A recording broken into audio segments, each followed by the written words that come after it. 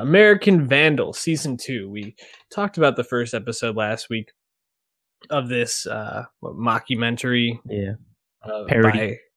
parody by Tony Yacenda. And Dan Peralt, two guys from Emerson, messed around with music videos and Funny or Die, and then they successfully pitched this, their show to Netflix and got greenlit, and that's how they got now 2 seasons. It's a pretty cool story. It's a quick watch too. They do a really good job. I mean, the episodes are usually 27 to 30 minutes long, and they do a really good job of leaving these cliffhangers on each episode, so you just kind of want to keep going, which is perfect for Netflix. I think it would even be good in a week by week format, but it's kind of hard to say since we've never really had it that way. Just overall impression of season 2. Did you enjoy it? Where does it fall with you? Better or worse than season 1? So yes, I enjoyed it. I still think the show is incredibly smart in its satire of social media, online life, teen culture, etc.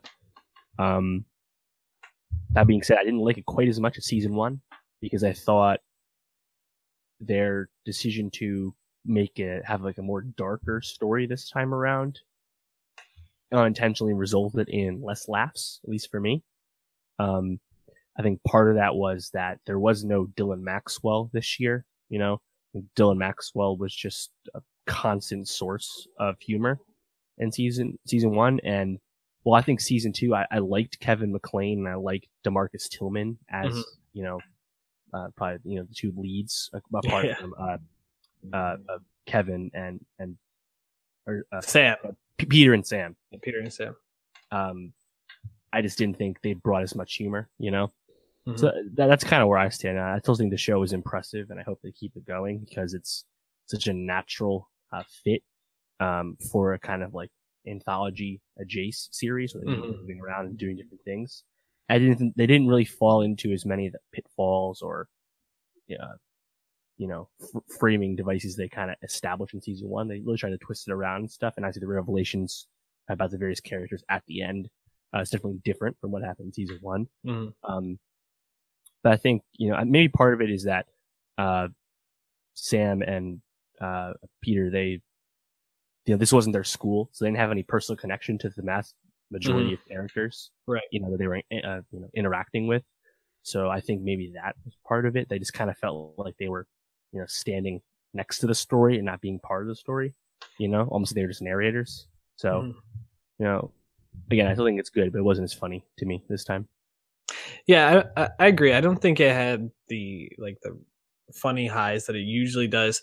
I mean, Dylan in season 1 is just like the perfect character to be following around. He's so ridiculous, so moody, but just so such stupid humor in so many ways. But also it drives it home so perfectly with that final scene where they're at the party watching, the documentary. It's just so perfect in how they drive the point home while making it funny all the way up until that point. This, I think, Kevin just is such a weird character, and you can laugh at him, but in a lot of ways it's hard to not also feel like you're kind of not in on the joke. You're kind of watching and just feeling kind of bad for this person, and he's not really relatable in any way. It's not lighthearted. It's tough. Yeah, because Kevin, what is Kevin's character? He created a persona around himself, right, to fit in. Basically changed who he was. The fruit ninja, right? And then DeMarcus, I guess it's a little more accessible, but it's feeling isolated despite being anything but in real life, right? And trust, things like that. So I think that they're both well framed, well constructed characters, and I do think they were acted well, but they don't lend themselves to laughs as much. No, definitely not.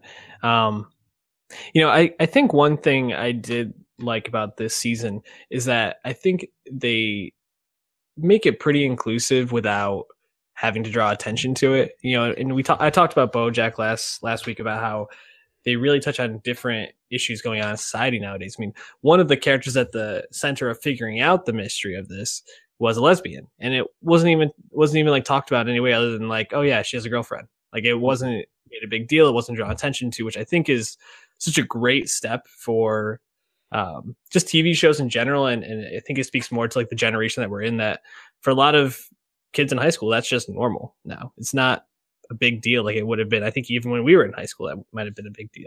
Mm-hmm. So I thought that was really cool representation. Just kind of wondering, where do you want them to go from here? Because like you said, it wasn't as funny as the first season. And I think that makes season 3 kind of a crucial season for them to make sure that they keep it funny, but that they also keep it fresh. Yeah, and I don't think you can ditch Peter and Sam. No. You know? Well, you've already established that they're going to be taking all these cases from all around. Right, and they've gotten so meta with the in-world story for them, you know, American Vandal, the movie or series, whatever it was, right? On Vimeo. And I guess, you know, they're your most, you know, recognizable leads because they're in both seasons. Mm-hmm. So you said to find a way to bring them. I mean, can you bring them back to their hometown? I guess you can see getting more meta. You know, there's obviously more things to poke fun at in terms of online life and teen culture. There's a wealth of that to do. Just got to find a way to frame the story in a sense that they can still have like a deeper meaning. Because they're not just, it's not just throwaway humor. It's smart humor and well-told stories, but it's also freaking hilarious because they take it so seriously and all that, right? So you got to find a way to get back to why season 1 was funny, but still be as smart as both seasons. I had 2 ideas. I'd either like to see them go to college and see how like them going to a college, being pulled into like party life and things like that, or while trying to solve this mystery kind of impact things.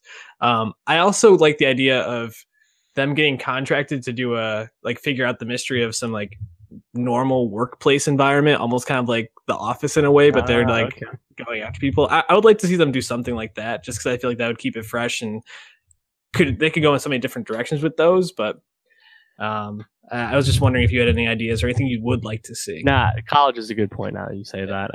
Yeah. Well, one of the funniest like throwaway lines was in the very first episode when they were, you know, catching up on what happened to Peter and Sam.